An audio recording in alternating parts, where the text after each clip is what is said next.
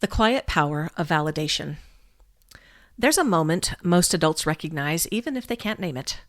You share something meaningful, maybe an idea, a worry, a story, or even a small accomplishment, and the person listening doesn't interrupt, correct, or shift the conversation back to themselves. They stay with you. They reflect what they heard. They notice not just your words, but the feeling underneath them. And something inside you softens. Not because the problem is solved, not because advice was given, but because you feel understood. That is the quiet power of validation. That's one of the most natural human needs we have, and one of the most misunderstood.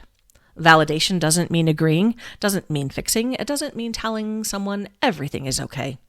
It means letting the other person know, I see you, I hear you, what you're experiencing makes sense. And when validation happens through listening, through body language, reflection, and presence, it can change how safe someone feels almost instantly. We learn the power of validation early. If you've ever spent time with a young child, you've probably witnessed validation in its purest form.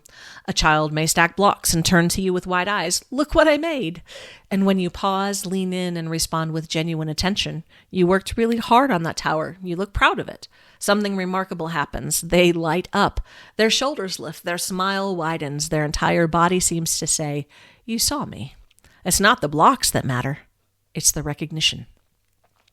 Children show us clearly and honestly how deeply we respond to being noticed. As we grow older, that response becomes quieter, more protected, sometimes hidden beneath independence or self-sufficiency, but the need never disappears. Adults still carry that same hope, to be seen, heard, and known without being corrected or dismissed.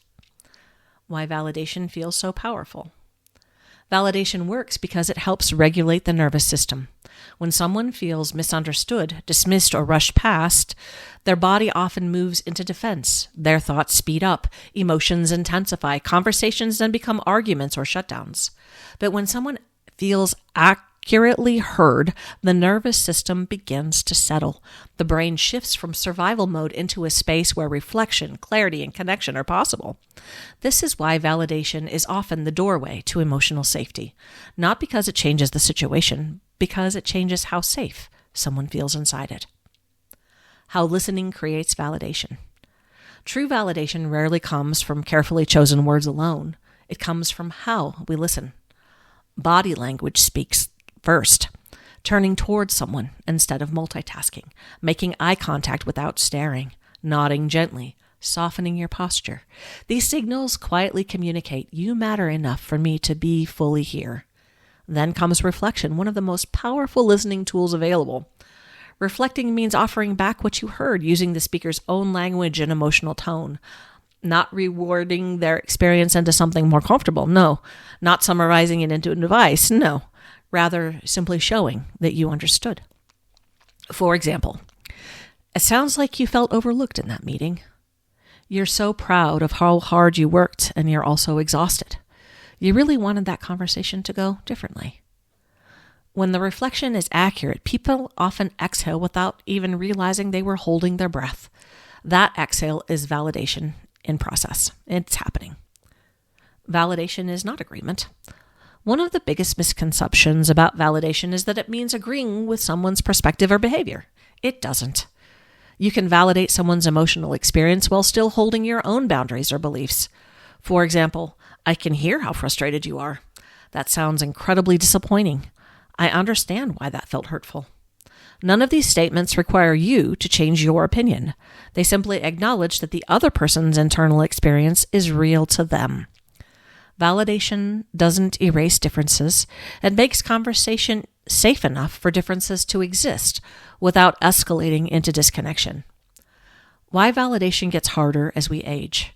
As adults, many of us have been taught, directly or indirectly, to prioritize solutions over understanding. When someone shares pain, we instinctively want to fix it. When someone celebrates, we may downplay it or even redirect it if we're not comfortable. When emotions run high, we sometimes move towards logic because it feels safer. Most of this comes from care, not neglect. We want to help. We want to reduce suffering quickly. But rushing to solve can unintentionally skip the step that makes connection possible. Validation slows us down just enough to stay present with someone's experience before trying to change it. and presence is often what people are searching for, even when they don't know how to ask for it. The validation we need for ourselves. Listening and validation aren't only outward practices, they are inward ones too. Many people can offer deep understanding to others, but struggle to extend the same gentleness to themselves. When something goes wrong, self-talk often sounds like, I shouldn't feel this way. I'm overreacting. I need to get it together. But self-validation sounds different. This is hard for me right now. It makes sense that I'm overwhelmed. I'm allowed to have complicated feelings. Self-validation doesn't remove responsibility or growth. It removes shame, which can block growth from happening at all. The way we listen to ourselves shapes how safely we can listen to others. The joy of being known never leaves us. Even though adults may not light up as obviously as children when they feel validated, the internal experience is remarkably similar. There is relief, there is softening, there is the quiet realization that someone stayed instead of turning away. Feeling known doesn't eliminate struggle, but it changes how alone we feel inside it.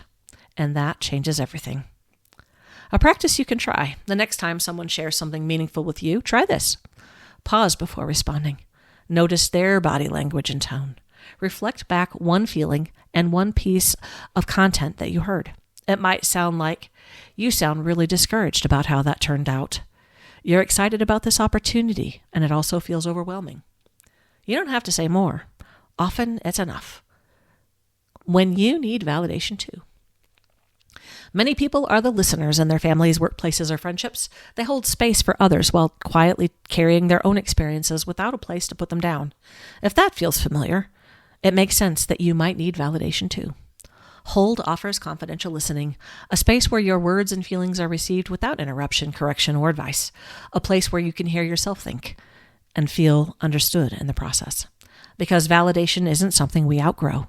It's something we carry with us, quietly hoping to find in conversation, in connection, and sometimes in simply being heard. If you'd like a place where you can speak freely and feel understood, you can learn more or book a confidential listening appointment here at www.hearingoutLifeDrama.com/book-online. You deserve to be heard too.